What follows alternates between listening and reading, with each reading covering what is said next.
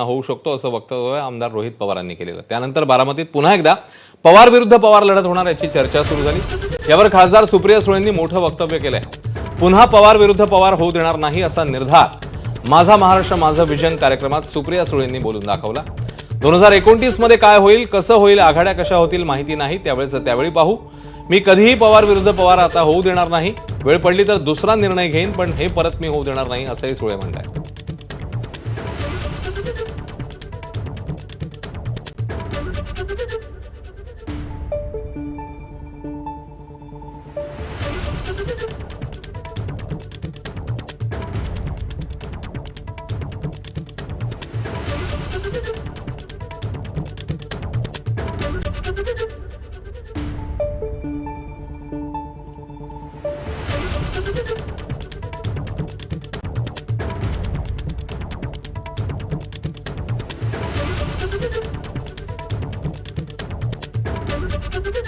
राष्ट्रवादीच्या विलिनीकरणाचा सध्याचा स्टेटस नेमका काय आहे?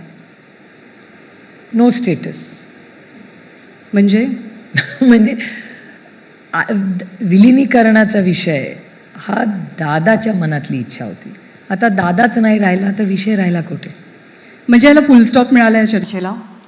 माझ्या मनात तर हो. याचं कारण असं की दादाची इच्छा होती आणि मी अनेक वर्ष दादाला नेता मानून काम केलेलं आहे आणि आमच्याकडे दादा हा माझा मोठा भाऊही होता आणि माझा नेताही होता आणि दादाला नेता आणि मोठा भाऊ या दोन्ही नात्यांनी सन्मान हा मी आयुष्यभर कालही दिला, आजही दिला आणि आयुष्यभर ते नातं राहील. आणि त्यानंतर दादा गेल्यानंतर खूप गोष्टी बदललेल्या आहेत अर्थातच.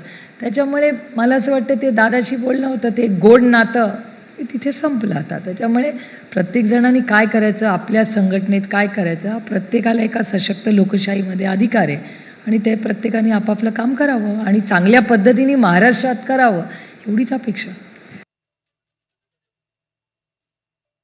हे मी ऑफिशियली तुम्हाला सांगू इच्छिते आणि हे रेकॉर्ड करून ठेवा.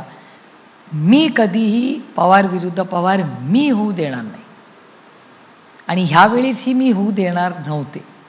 पण आता दादा नाही, त्याच्यामुळे मी काही गोष्ट सांगणं गरजेचं मला वाटत नाही आणि जे झालं झालं गंगेला वाहिलं. पण इथून पुढे सुप्रिया सुळे कुठल्याही पवाराच्या विरोधात लढणार नाही.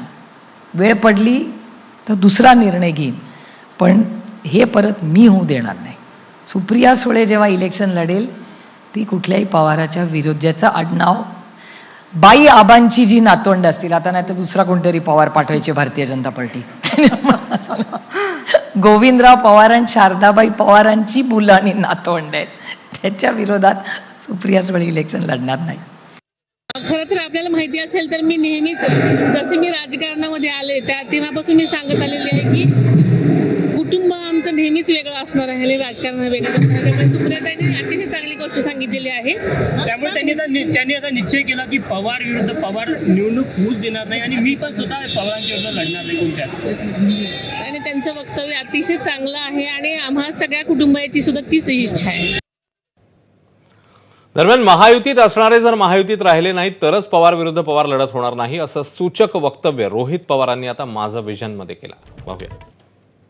सुप्रियाताईंची जी भूमिका होती, जी काही मला कळाली याच चॅनलवर